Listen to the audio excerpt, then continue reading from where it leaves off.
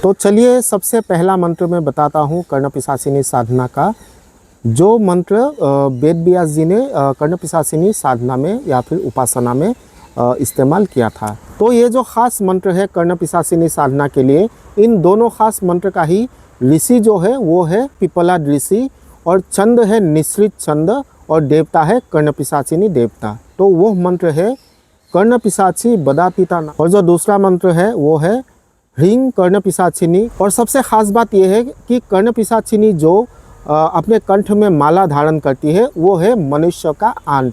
तो कर्णपिशाचिनी साधना के लिए जो बलि का नियम है वो कुछ इस प्रकार का है, ऐसा तंत्र शास्त्र में उल्लेख है। जय माँ कामाख्या, हर हर महादेव। तो आज इस वीडियो में मैं कर्णपिशाचिनी के बारे में आपको थोड़ा जानकारी देने के लिए प्रयास करूँगा। तो इससे पहले का जो मैंने वीडियो बनाया था उसमें भी एक ख़ास शक्तियों का और एक्चुअली अशक्ति नहीं अपशक्तियों का जो साधना विधि है या फिर उसका भोग क्या है इसके बारे में मैंने जानकारी दिया था आपको। तो आज इस वीडियो में कर्णपिशाचिनी जो कि सबसे चर्चा में रहने वाला एक साधना है। बहुत सारे तांत्रिक लोग ये दावा करते हैं कि उनके पास कर्णपिशाचिनी साधित करके रखा है। तो ये कितना दूर तक सच है या झूठ है ये तो मालूम नहीं, लेकिन आज मुझे जितना इस साधना के बारे में मालूम है, जितना मेरे पास जानकारी है, उसके विषय में मैं आपको एक थोड़ा सा आभास देने का प्रयास करूंगा। तो चलिए वीडियो को आगे बढ़ाता हूं। लेकिन मूल वीडियो से पहले ये आपको बताना चाहूँगा कि स्क्रीन पे जो नंबर दिया गया है वो नंबर हम लोगों का है। अगर आपका कोई तंत्र से रिलेटेड या फिर ज्योतिष से रिलेटेड कोई भी समस्या हो तो इसके समाधान करने के लिए, समाधान हेतु आप हम लोगों से संपर्क कर सकते हो। लेकिन किसी भी अन्य विषय को लेकर कृपया फ़ोन मत कीजिए। और ख़ास तौर से जो आज ये वीडियो बना रहा हूँ, जो जानकारी आप लोगों को मैं दे रहा हूँ, इसके विषय में या फिर साधना के रिलेटेड ऐसा कुछ भी सवाल के लिए कृपया फ़ोन ना करें, क्योंकि ये वीडियो सिर्फ जानकारी के लिए बनाया हूँ और इसे सिर्फ जानकारी ही समझे। तो चलिए सबसे पहले आपको मैं बताता हूँ कि कर्णपिशाचिनी क्या है। क्या है कर्णपिशाचिनी की परिचय। तो ये जो नाम है कर्णपिशाचिनी, इससे ही थोड़ा समझ में आता है। कर्ण यानी कि कान, और पिशाचिनी का मतलब है एक खास शक्ति। तो जैसे कि कई प्रकार का पिशाच पिशाचिनी होता है या फिर यक्ष यक्षिनियाँ होता है, उसी हिसाब से कर्णपिशाचिनी भी एक पिशाचिनी है, जो ऐसा माना जाता है कि उसका साधन करने से और उसको सिद्ध कर लेने से वो पिशाचिनी साधक के कान में आके भूत और भविष्य के बारे में बताती है। इसीलिए इस पिशाचिनी का नाम है कर्णपिशाचिनी।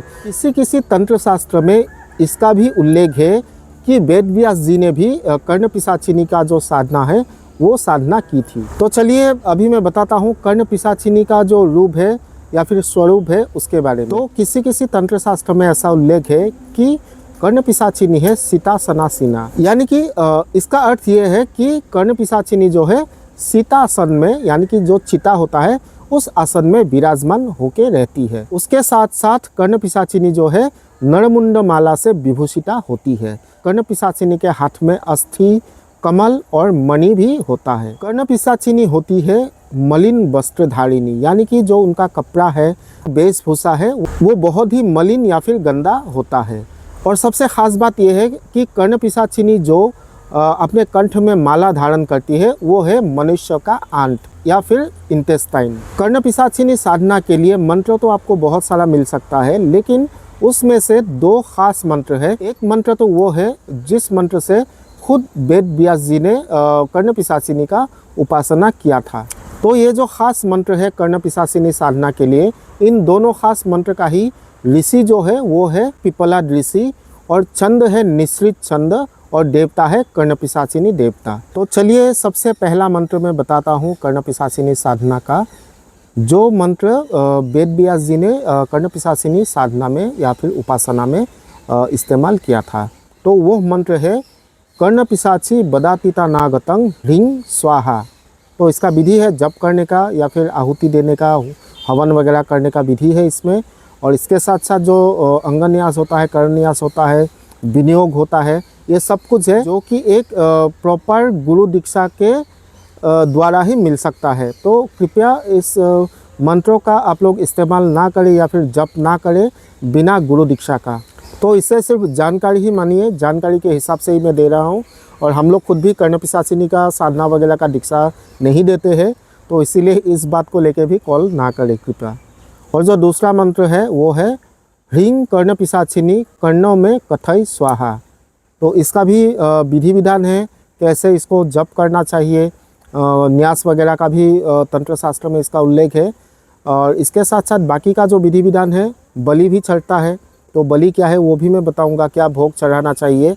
तो इसको करने के बाद ही कर्णपिशाचिनी जो है सिद्ध होता है। तो ये है दूसरा मंत्र, इसका भी विधि विधान है बहुत सारा, तो उसके हिसाब से करने से जो है कर्णपिशाचिनी सिद्ध होता है। लेकिन मैं फिर से एक बार बोल रहा हूँ, इस मंत्र का भी इस्तेमाल आप लोग ना करें, जप ना करें, प्रयोग में ना लाए इसको, क्योंकि ये जानकारी है। इसका भी बहुत सारा विधि विधान होता है, जैसे मैं पहले ही बोला कि न्यास, अंगन्यास आदि होता है। उसके साथ साथ हवन होता है, बलि करना पड़ता है और भोग भी चढ़ाना पड़ता है। और क्या क्या भोग रहेगा वो भी मैं बताऊँगा। लेकिन मैं फिर से एक बार बोल रहा हूँ कि इस मंत्र का या फिर उस मंत्र का आप लोग कृपया जप ना करें, साधना विधि प्रयोग करने का कोशिश मत कीजिए, क्योंकि ये किलिद होता है, जो मंत्र होता है किलिद होता है। तो किलिद मंत्र को बिना गुरु दीक्षा या फिर प्रॉपर नॉलेज का जप या साधना विधि करना उचित नहीं होता है। तो कृपया आप लोग इसे जप साधना ना करें, कुछ भी ऐसा मतलब प्रयास ना करें कि इससे मैं करके कुछ कोशिश करता हूँ कि कर्णपिशाचिनी सिद्ध हो जाए, ऐसा बिल्कुल मत कीजिए, इससे आपको हानि पहुँच सकता है। अभी चलिए जानते हैं कि कर्णपिशाचिनी का साधना कहाँ यानी कि कौन सा स्थान में करने से सही रहता है। तो तंत्र शास्त्र में ऐसा उल्लेख है कि कर्णपिशाचिनी साधना करने के लिए सबसे जो श्रेष्ठ जगह है वो है शमशान भूमि। शमशान भूमि में बैठ के उचित विधि विधान से इन मंत्रों का एक संख्या होता है, जप का संख्या, उस संख्या तक जप करके उसके बाद हवन होता है। और हवन के बाद जो है बलि या भोग चढ़ाया जाता है। तो बलि और भोग चढ़ाने के बाद कर्णपिशाचिनी जो है साधक के सामने प्रकट होती है और साधक को जो भी मतलब भूत भविष्य का दर्शन कराना होता है वो करवा देती है। तो कर्णपिशाचिनी साधना के लिए जो बलि का नियम है वो कुछ इस प्रकार का है, ऐसा तंत्र शास्त्र में उल्लेख है। दग्ध जो मछली होता है यानी कि भुना हुआ, आधा भुना हुआ मछली, उसको बलि दिया जाता है कर्णपिशाचिनी साधना में। बलि के बाद और भी कुछ विधि विधान होता है, कुछ खास पूजा किया जाता है। और उसी पूजा के समय में एक गृह गोधिका यानी कि छिपकली का वध किया जाता है। और जब तक वो छिपकली जिंदा ना हो जाए तब तक पूजा जारी रखना पड़ता है। और जब ये छिपकली जिंदा हो जाता है तब साधक को मालूम पड़ता है कि कर्णपिशाचिनी जो है सिद्ध हो चुका है। और उसके बाद अगर साधक को कोई भी भूत या भविष्य के बारे में जानना होता है, वो पूछने से कर्णपिशाचिनी साधक के कान में इसका जानकारी देते हैं या फिर दर्शन करवाती है।